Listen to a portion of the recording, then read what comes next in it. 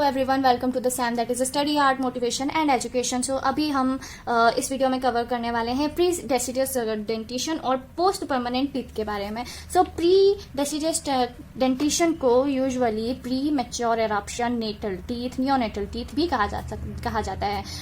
देखो जो जैसे बेबी का बर्थ हुआ है और बर्थ होते ही बच्चों में जो कुछ बच्चों में टूथ दिखाई देते हैं, और ऑब्वियसली बर्थ होते से ही बर्थ टूथ थोड़ी ना होते हैं बच्चों में, है ना।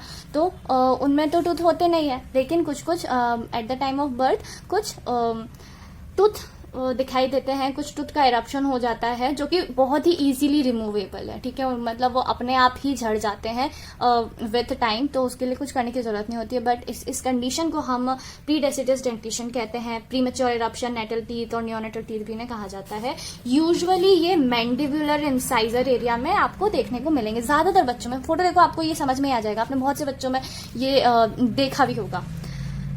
ओके, इसका डिस्क्रिप्शन अगर बोलें तो हॉर्निफाइड एपिथेलियल स्ट्रक्चर है ये, विदाउट रूट्स इसमें डेवलप नहीं होती हैं, ठीक है। Occurring on gingiva and can remove easily. Extraction इसका वो है, लेकिन बहुत ध्यान से, क्योंकि वो बेबी बिल्कुल अभी बर्थ हुआ ही है। So we have to be very careful while doing extraction. तो ये है जैसे आई हैव, अगर कंडीशन बहुत ज्यादा सीवियर है, अगर वो टूथ नहीं निकल रहा है तो एक्सट्रैक्शन की जरूरत पड़ती है। लेकिन एक्सट्रैक्शन जो है हम इस कंडीशन में हम एक्सट्रैक्शन करते ही नहीं हैं, ओके, क्योंकि वो tooth in most of the cases easily remove हो जाता है। एंड अगर एक्सट्रैक्शन के वो है तो वो तब जरूरत पड़ती है जब कंडीशन बहुत ही ज्यादा सीवियर हो।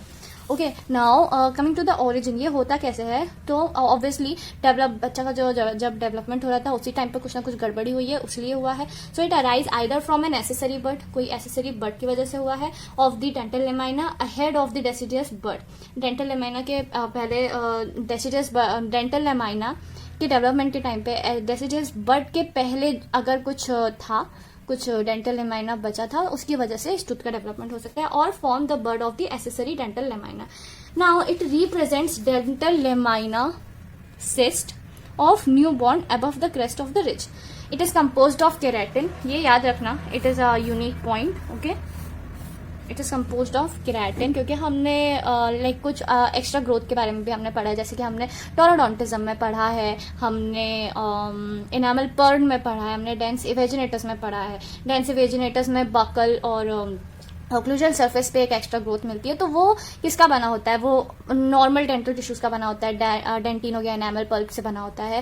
सेम इन एनामल पल्प जो क्राउन और रूट सरफेस पर जो पाया जाता है, तो वो भी किसका बना होता है, सेम डेंटल टिश्यूज का बना होता है। But in case of pre deciduous condition और प्री डेसिडस डेंटिशन, इसमें वो केराटिन का बना होता है, ये याद रखना। Now coming to the post permanent teeth. Post permanent teeth यानी कि जो आपका फर्स्ट डेंटिशन हो गया, आपका सेकंड डेंटिशन हो गया, अब ये थर्ड डेंटिशन आ गया, ठीक है। उस कंडीशन को हम बोलते हैं पोस्ट परमानेंट टूथ, यानी कि आपके 32 दांत तो आ गए हैं, और 32 दांत के बाद एक और कुछ दांत फिर से डेंटिशन शुरू हो रहा है, ठीक है। सो उसको हम कहते हैं थर्ड डेंटिशन। बहुत ही रेयर है ये, एंड कभी कभी ये क्यों होता है, it is due to delayed eruption of retained और एम्बेडेड टूथ। जो टूथ आपके डेवलपमेंट परमानेंट डेंटिशन के डेवलपमेंट के टाइम पे कुछ बर्ड्स जो है वो रह गई थी, वो डेवलप अगर होना शुरू कर देती हैं तो उसको, और फिर वो इरप्ट होना शुरू करती हैं, तो उसको हम कहते हैं पोस्ट परमानेंट टीथ और third dentition. So this is it.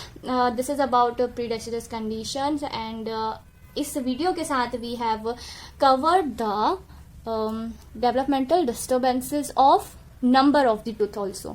Okay, so हमने ये टॉपिक भी खत्म कर लिया है। नेक्स्ट वीडियो से we are going to discuss about developmental disturbances of structure of the tooth. Okay, so the structure of the tooth is a very vast topic, so उसमें बहुत टाइम जाने वाला है, so be prepared for that. So till now, thank you so much for watching.